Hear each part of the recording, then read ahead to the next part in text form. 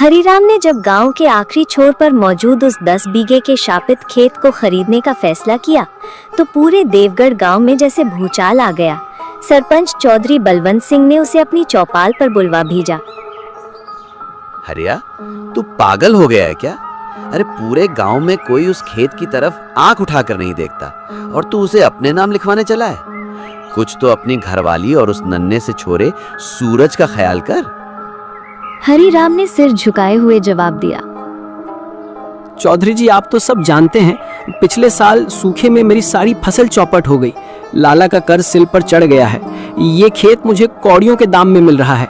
इसके सिवा मेरे पास और कोई चारा नहीं है। चौधरी ने हुक्के का एक गहरा कश खींचा। उनकी आंखों में गहरी चिंता थी। अरे उसे शापित खेत यूं ही नहीं कहते। आज तक जिसने भी उस खेत को जोतने की कोशिश की, या तो वो पागल हो गया या गांव छोड़कर भाग गया। कहते हैं उस खेत के बीचों बीच जो बिजुका यानी रखवाला खड़ा है, उसमें पुराने जालिम जमींदार की रूह कैद है। वो अपनी जमीन पर किसी और का कब्जा बर्दाश्त नहीं करता। हरिराम के चेहरे पर एक फीकी सी मुस्कान आई। चौधरी जी, मैं इन भूत प्रेत की बातों को नहीं मानता। मेहनत करूंगा तो मिट्टी भी सोना उगलेगी। और रहा सवाल उस बिजूके का, तो वो तो चिड़ियों को डराने के लिए होता है, इंसानों को नहीं। सरपंच ने एक ठंडी सांस भरी। उन्होंने समझ लिया था कि हरिराम अपनी गरीबी और लाचारी के आगे किसी की नहीं सुनेगा। अगले ही दिन हरिराम उस खेत का मालिक बन गया। जब वो पहली बार अपने खेत पर पहुंचा तो सूरज डूबने वाला था। खेत वाकई में बहुत बड़ा और उपजाऊ लग रहा था, बस सालों से वीरान पड़ा था। और ठीक बीचों बीच एक लंबे से बांस पर खड़ा था वो रखवाला। उसके सिर की जगह मिट्टी की एक पुरानी हांडी थी, जिस पर कोयले से 2 बड़ी बड़ी आंखें और एक भयावह, कभी ना मिटने वाली मुस्कान बना दी गई थी। उसे एक फटा पुराना मैला कुचैला कुर्ता और धोती पहनाई गई थी।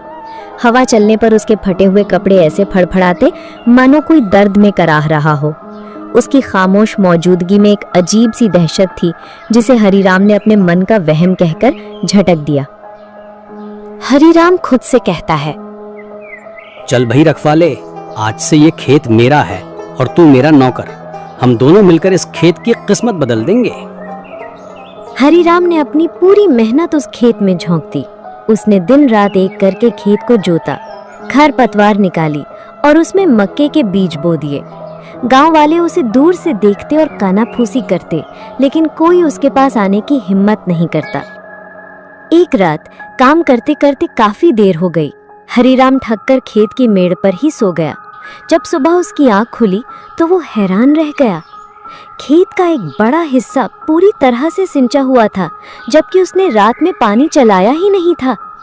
वो भागा भागा घर गया और अपनी पत्नी मंगला को बताया। मंगला, खेत में तो चमत्कार हो गया। किसी ने रात में मेरा आधा खेत सींच दिया। लगता है भगवान मेरी मेहनत देख रहे हैं। मंगला के चेहरे पर खुशी की जगह चिंता की लकीरें उभर आई। ये भगवान का नहीं, किसी और का काम लगता है।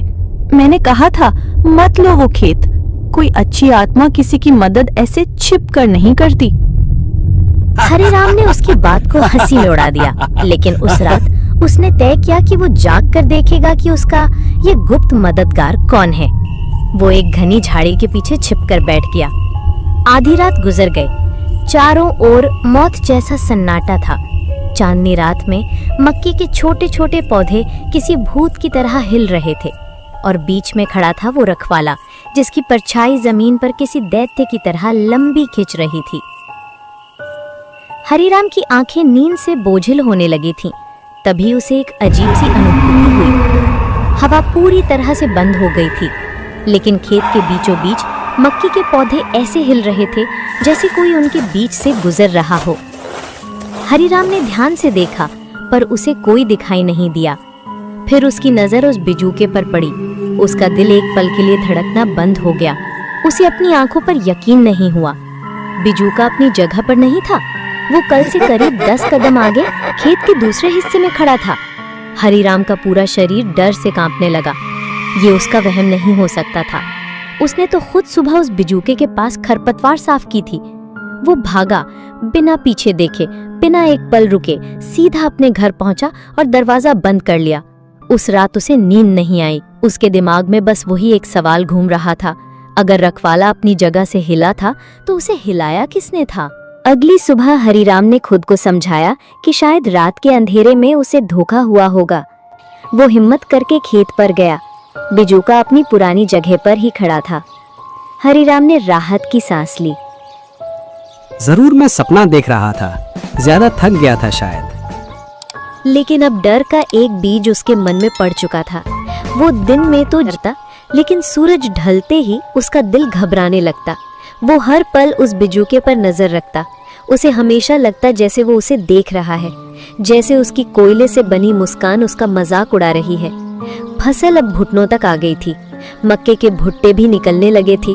हरिराम की मेहनत रंग ला रही थी, लेकिन गांव में अजीब बातें होने लगी थी। जो कोई भी रात में उस खेत के पास से गुजरता, उसे खेत के अंदर से किसी के फुसफुसाने की या सिसकियां लेने की आवाज आती। एक दिन हरिराम का 7 साल का बेटा सूरज खेलते खेलते खेत की तरफ चला गया। जब काफी देर तक वो वापस नहीं आया तो हरिराम और मंगला उसे ढूंढने निकले। वे उसे पुकारते हुए खेत में पहुंचे। उन्होंने देखा कि सूरज उस बिजूते के ठीक नीचे खड़ा था और उससे बातें कर रहा था। तुम बोलते क्यों नहीं रखवाले काका? क्या तुम मुझसे नाराज हो? माँ कहती है तुम बहुत बुरे हो, पर तुम तो मेरे खेत की रक्षा करते हो।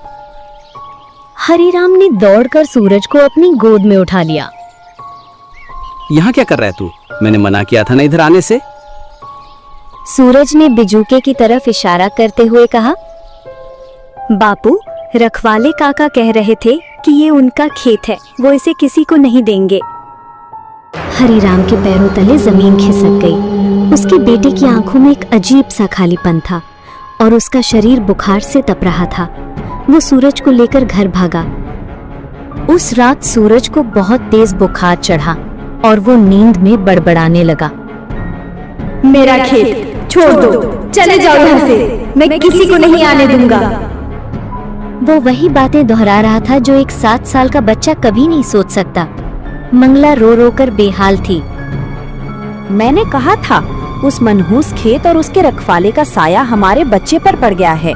बेच दो उस खेत को, वरना हम अपने बेटे को खो देंगे। अगले दिन हरिराम अपने बेटे को लेकर गांव के सबसे बुजुर्ग व्यक्ति ज्ञानी काका के पास गया। ज्ञानी काका 90 साल के थे और उनकी आंखें कमजोर थीं, लेकिन कहते थे कि वो उन चीजों को भी देख लेते हैं जो खुली आंखों से दिखाई नहीं देती। उन्होंने सूरज को देखा, उसकी नब्ज टटोली और फिर एक गहरी सांस ली। इस बच्चे पर किसी दवा का असर नहीं होगा। इस पर जमीन की पकड़ है, वही जमीन, शापित जमीन। हरिराम उनके पैरों में गिर पड़ा। काका, आप ही कोई रास्ता दिखाइए। मेरा बेटा, मैं उसे खोना नहीं चाहता। ज्ञानी काका ने अपनी धुंधली आंखों से हरिराम को देखा और उस रखवाले का रहस्य बताना शुरू किया। बरसों पहले ये गांव और इसकी जमीन ठाकुर जालिम सिंह की थी। नाम की तरह ही वो बहुत जालिम था। वो किसानों पर अत्याचार करता, उनकी जमीन और फसल हड़प लेता। ये शापित खेत उसका सबसे पसंदीदा खेत था। वो कहता था कि इस मिट्टी में उसकी जान बसती है। वो किसी को भी इस खेत पर पैर नहीं रखने देता था। वो एक पल के लिए रुके, फिर बोले, एक बार गांव में अकाल पड़ा। लोग भूख से मर रहे थे, लेकिन जालिम सिंह ने अपने गोदामों का मुंह नहीं खोला। तब गांव वालों का सब्र टूट गया। उन्होंने रात के अंधेरे में जालिम सिंह को उसी के खेत में पकड़ लिया और उसे पीट पीट कर मार डाला। मरते मरते उसने श्राप दिया, ये जमीन मेरी थी, मेरी है और हमेशा मेरी ही रहेगी। मेरी आत्मा इस जमीन के कण कण की रखवाली करेगी। जो भी इस पर कब्जा करेगा वो बर्बाद हो जाएगा। हरिराम कांपते हुए सुन रहा था। गांव वालों ने उसकी लाश को उसी खेत में कहीं दफना दिया और उसके कपड़ों और हांडी से ये बिजुका बनाकर खेत के बीच में गाड़ दिया। ताकि उसकी आत्मा को शांति न मिले और वो हमेशा अपने खेत को देखता रहे पर उसे पा न सके। लेकिन हुआ इसका उल्टा। उसकी अतृप्त और क्रोधित आत्मा उसी बिजुके में समा गई। वो अब सिर्फ एक पुतला नहीं है हरिराम, वो उस खेत का अघोषित मालिक है, एक भूखा प्रेत है जो अपनी जमीन की रखवाली कर रहा है। तो अब क्या होगा काका? क्या कोई उपाय नहीं है? ज्ञानी काका ने अपनी आंखें बंद कर ली। उपाय है, लेकिन बहुत कठिन और खतरनाक है। जालिम सिंह को तुम उसे दुश्मन की तरह नहीं, एक किसान की तरह ही जीत सकते हो। तुम्हें उसे ये यकीन दिलाना होगा कि तुम उस जमीन को उससे छीन नहीं रहे, बल्कि एक किसान की तरह उसकी सेवा कर रहे हो। तुम्हें उसे सम्मान देना होगा। उन्होंने हरिराम को एक उपाय बताया, जिसे सुनकर हरिराम की रूह कांप गई, लेकिन अपने बेटे की जान के लिए वो कुछ भी करने को तैयार था। वो अमावस्या की रात थी, घना अंधेरा जिसमें अपना हाथ भी दिखाई न दे। पूरा गांव डर के मारे अपने घरों में दुबका हुआ था। हरिराम हाथ में दिया, पूजा की थाल और एक नया कुर्ता धोती लेकर अकेला अपने खेत की ओर बढ़ रहा था। जैसे ही उसने खेत में कदम रखा, हवा तेज हो गई। मक्के के पौधे आपस में टकराकर सरसराने लगे, जैसे हजारों सांप एक साथ फुंफकार रहे हों। उसे लगा जैसे कोई उसके कान में फुसफुसा रहा है, चले जाओ, ये मेरा खेत है। उसका दिल जोर जोर से धड़क रहा था, लेकिन उसने ज्ञानी काका की बात याद की।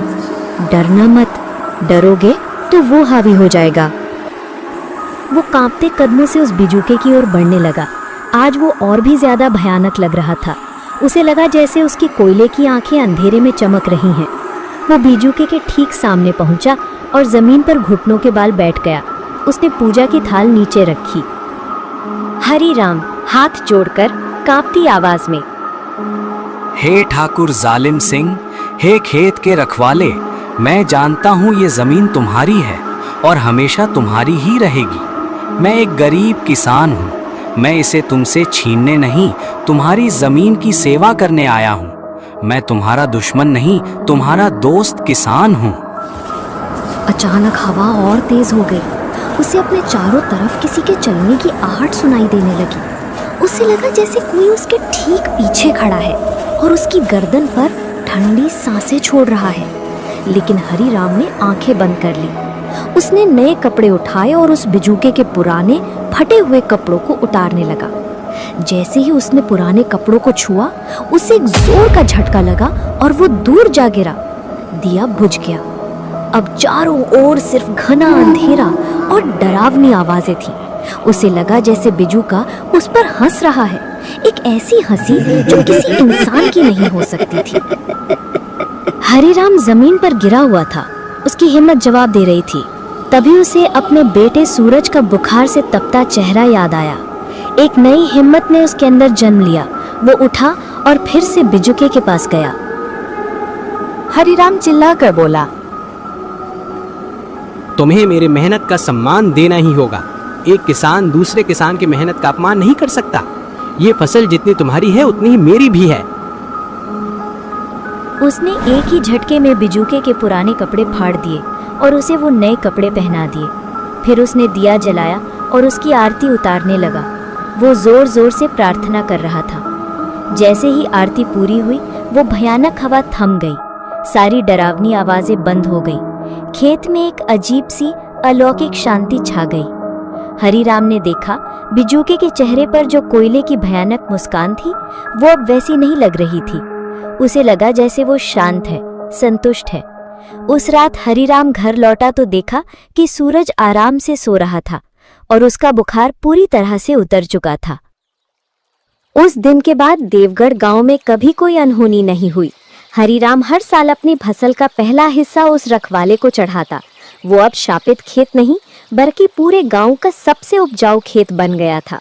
वो बिजुका आज भी उसी खेत के बीचों बीच खड़ा है, लेकिन अब गांव वाले उसे जालिम सिंह का प्रेत नहीं, बल्कि खेत का रखवाला कहते हैं। एक ऐसा रखवाला जो अब किसी को डराता नहीं बल्कि एक सच्चे किसान की तरह अपनी जमीन और उस पर मेहनत करने वाले की रक्षा करता। दोस्तों, ये कहानी स्टोरी वीडियो आपको कैसी लगी कमेंट में ज़रूर बताएं। और हाँ, वीडियो को लाइक करें, चैनल पर नए हो तो चैनल को सब्सक्राइब जरूर कर लें और बेल आइकन घंटे को ऑल पर प्रेस करें ताकि आने वाली हर एक नई वीडियो सबसे पहले आप तक पहुँचे। तो फिर मिलेंगे नेक्स्ट वीडियो में, तब तक के लिए टाटा बाय बाय।